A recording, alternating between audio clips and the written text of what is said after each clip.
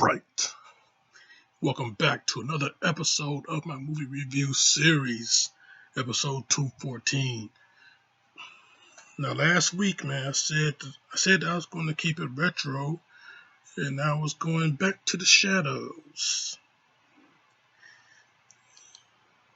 Sho Kosugi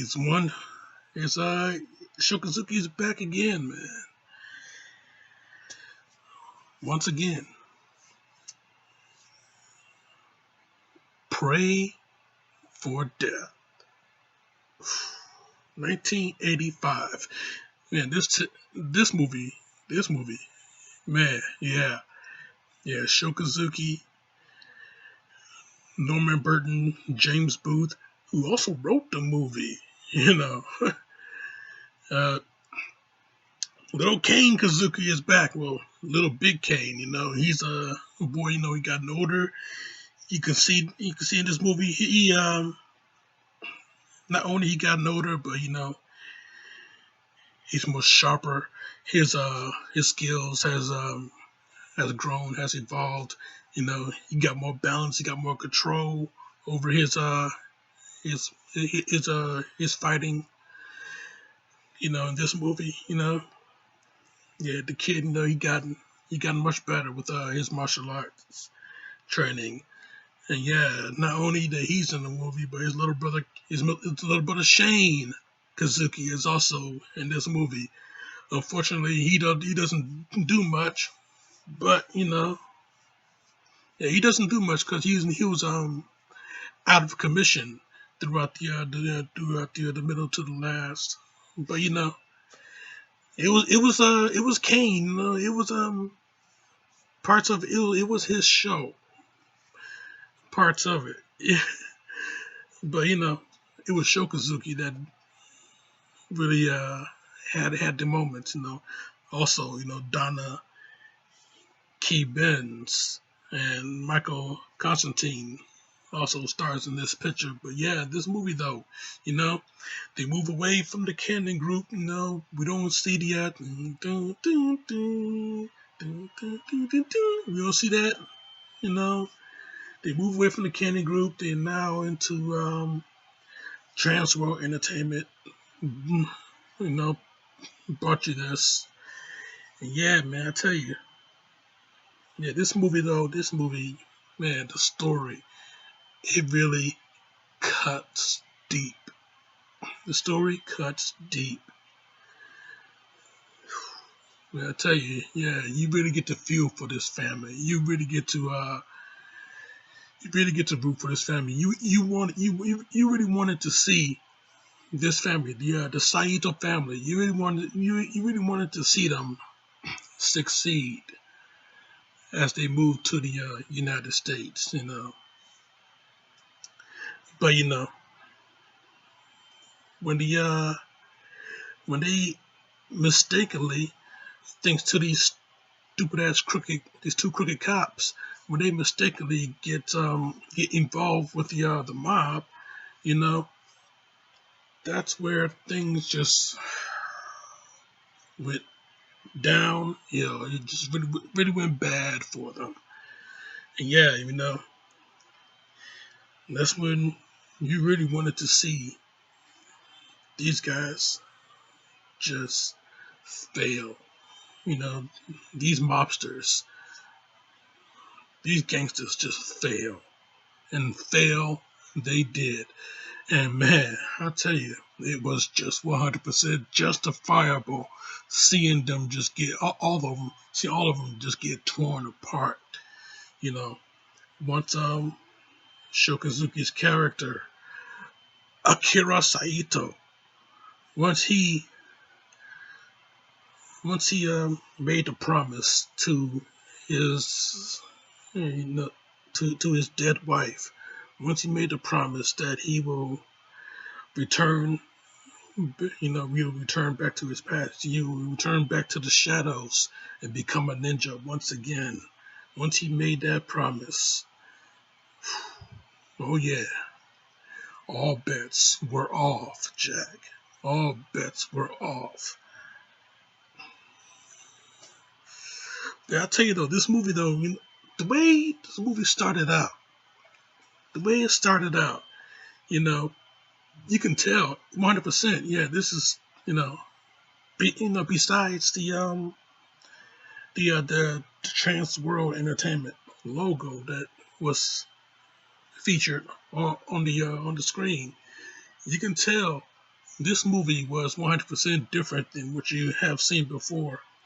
And what they hit you with was this great homage, just this great James Bond like opening. I mean, the graphic of the Japanese rising sun, and then you got the silhouette of Sho Kosugi's character, and soon the silhouette of Kane, appears on the screen, and then you have, all of it bathed beautifully in this white, not white, bathed beautifully in this yellow, yellow shade, this yellow, yeah, this yellow shade, and yeah, you got this beautiful theme song that just plays all throughout. And this theme song, man, it will get in your head. And yeah, you best believe I'm gonna link it down into the description. But man, I tell you, the theme song, 100% James Bond feel. Okay, 100% a James Bond feel. I mean, the way it starts out, oh man, you know, you wouldn't even think that it is a ninja movie. But yeah, it is a ninja movie. As a matter of fact, this movie is kind of like and it's kind of like Revenge of the Ninja. Only thing is, it's played out very dramatically. It'll give you the action, but it's played out very dramatically. And yeah, it's very dramatic. It's very personal. Like I said, this movie, it cuts deep. It cuts deep. And when you see him, return back to the shadows, when you see him, after he lost his wife, his boy, his youngest son, he was also hit by the car, you know, but he's laid out, and his oldest boy, played by Kane, you know, he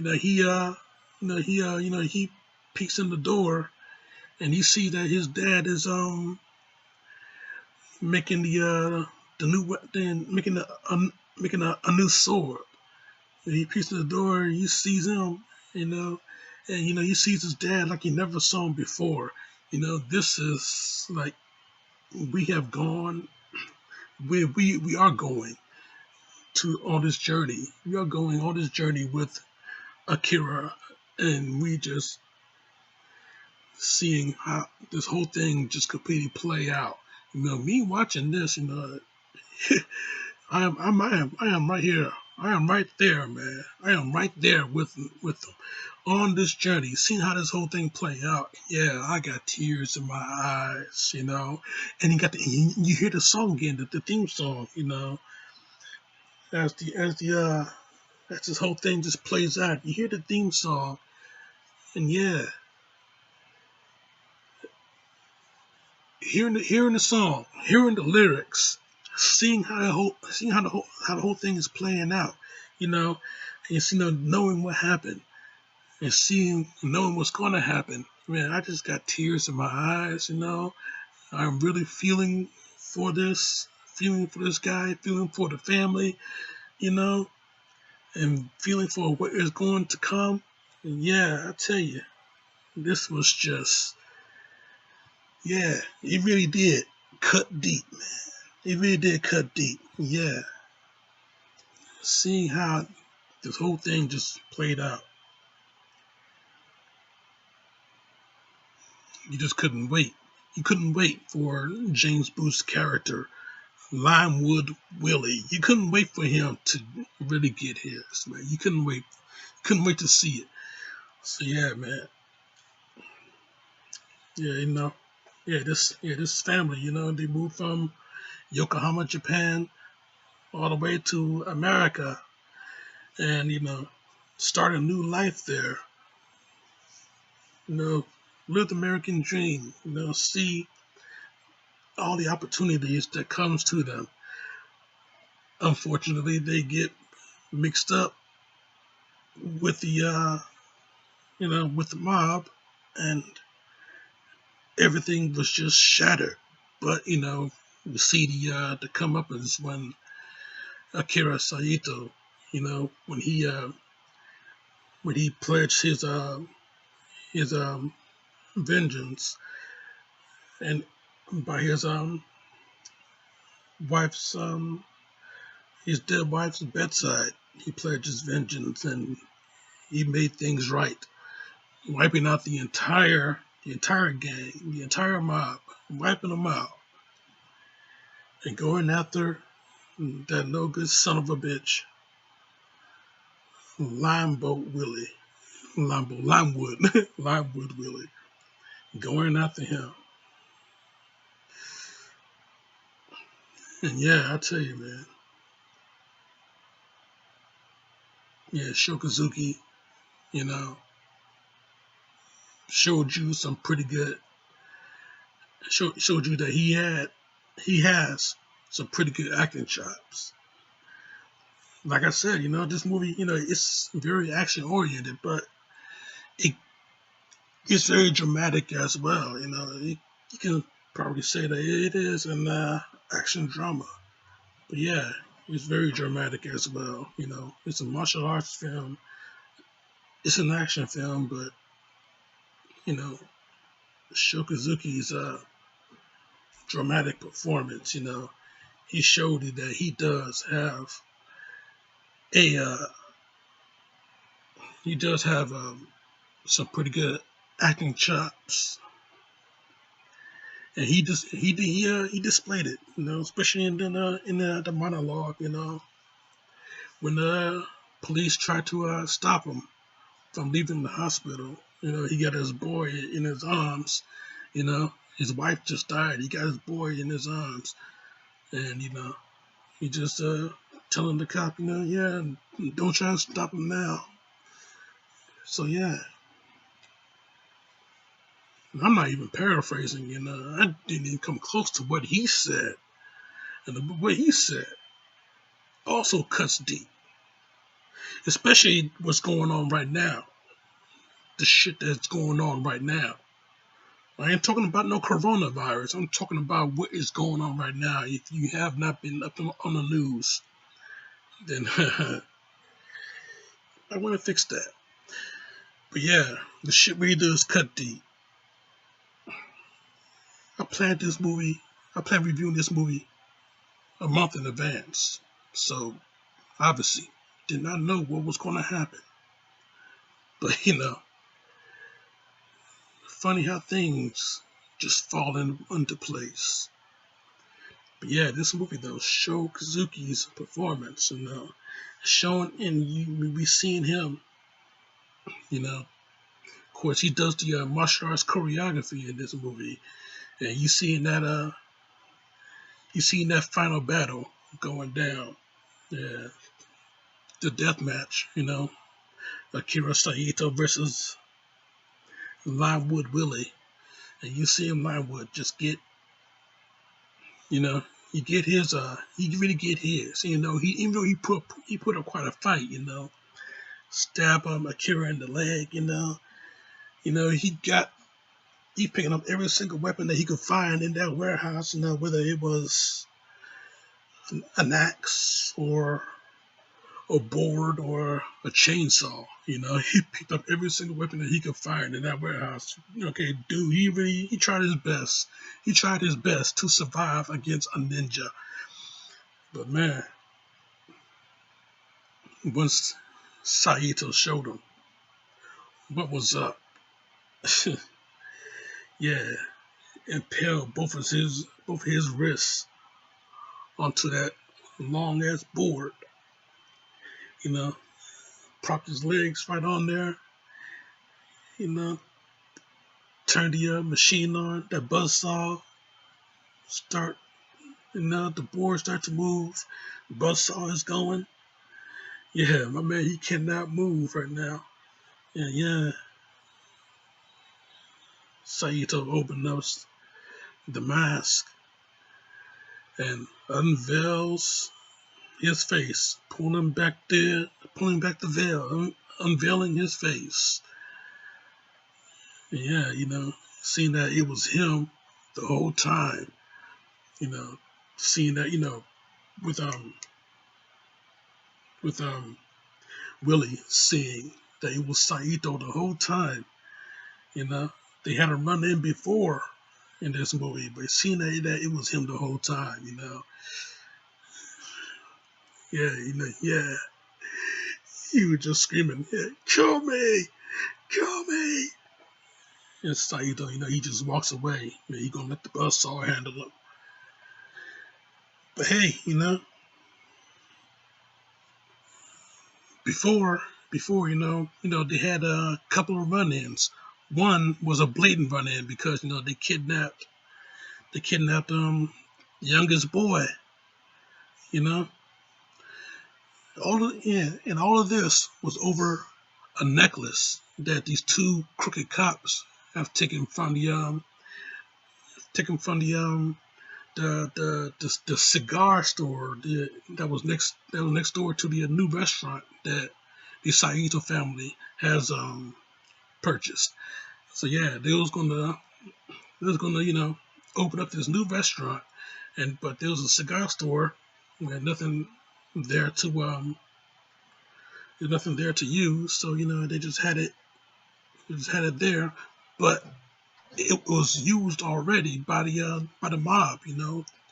They had this shipment that was being dropped there. There was a usual spot. A couple of floorboards was removed. They put the shipment right there, put it back. But these cops, they're working with the mob, and they had I guess you could say they had to go into business for themselves. So he went back and they took the shipment, which was this very expensive, very precious necklace. Yeah, so he grabbed the jewelry and he put it back. Put the the shipment back. So yeah, once Willie shows up the next day to see where the ship was, it was not there. So he thought that the gentleman that sold the family the store, he thought that he had it. But then they couldn't find nothing on him. After they killed him, they couldn't find nothing on him. So they figured, yeah, the family got it. So they went to terrorize this family. And, well, they fucked with the wrong family. It's basically. But yeah, I tell you though, man, this movie though,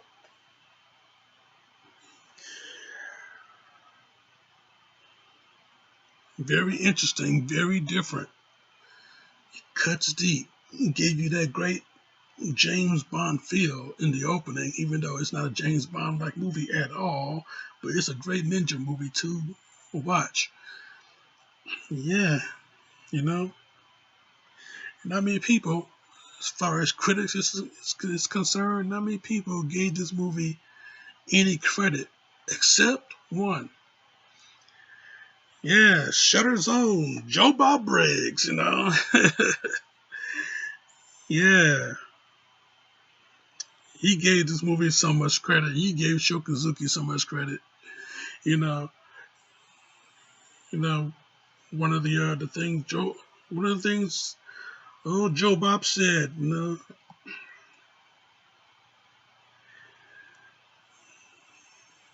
Yeah, Sho Kosugi, the hottest kick since Chuck Norris and Bruce Lee. Yeah, Sho Kosugi, the hottest kick since Chuck Norris and Bruce Lee. And Briggs also praised Kosugi in saying, "The best kung fu man since Bruce Lee." Yeah, he ranked the film high on his 10 best lists for 1986. And this movie came out in 85, so, you know, anything that's from Joe Bob Briggs, anything positive that's from Joe Bob Briggs, then guess what?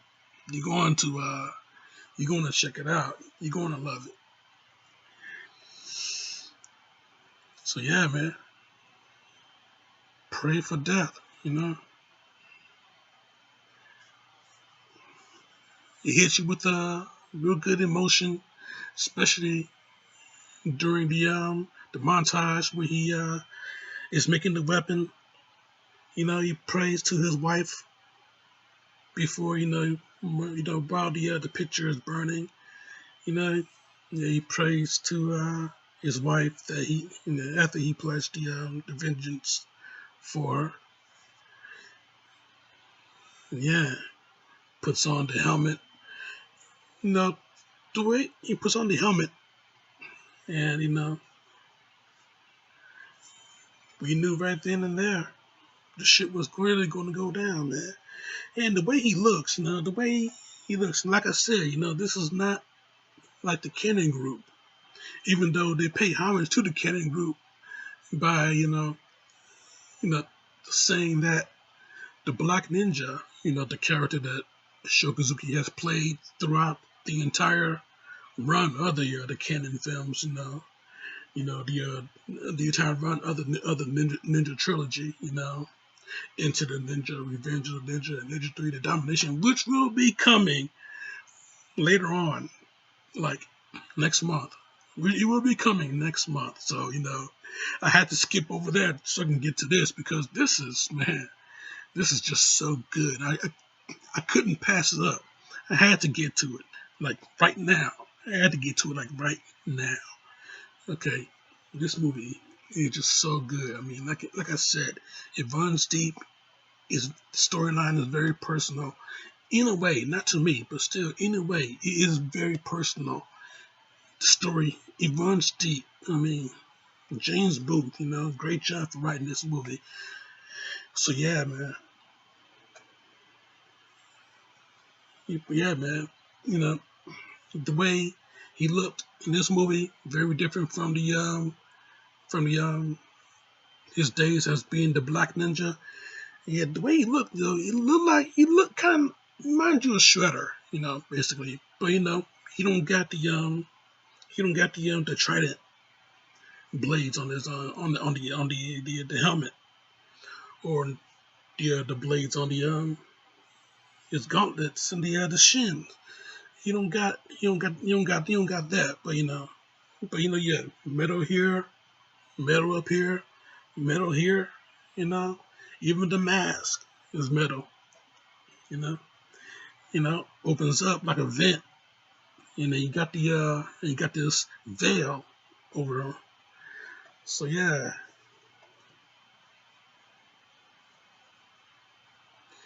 man. Seeing how everything just plays out,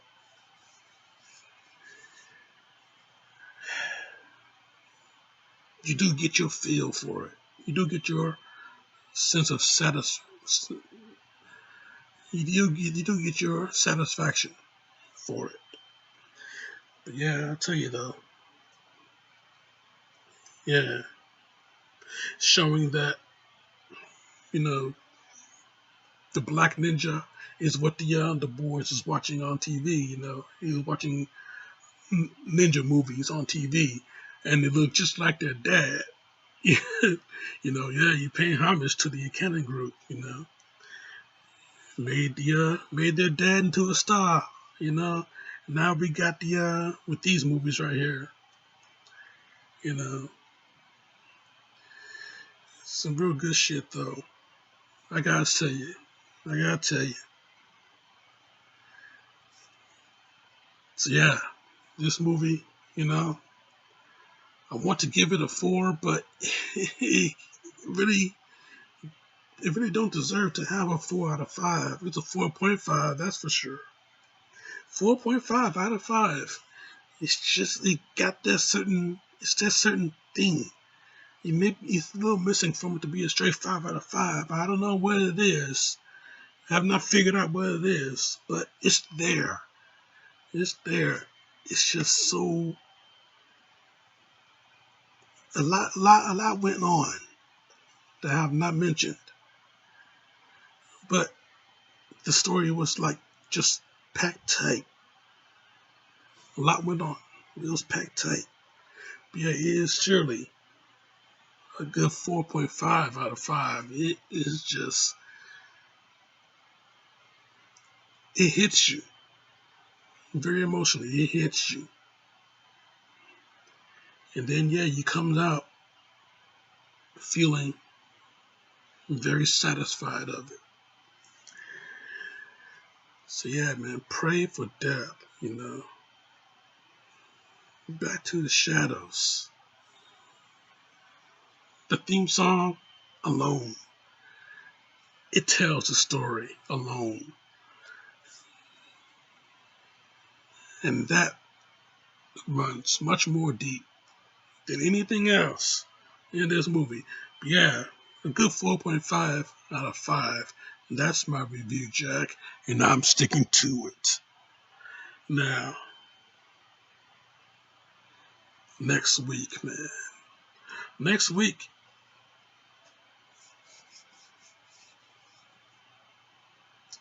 Steven Seagal comes back out of a 3-year hiatus from me doing a Seagal review. I only did one 3 years ago, but now, you know, make up for it. Seagal, he comes back next week. And he's going to deal with some Jamaican, with a Jamaican gang, and one guy named Screwface. So you stick around right here for that one. Check out this shit right here and subscribe to me right here. But in the meantime, in between time, Jack, this show is off. I'm going back to the shadows.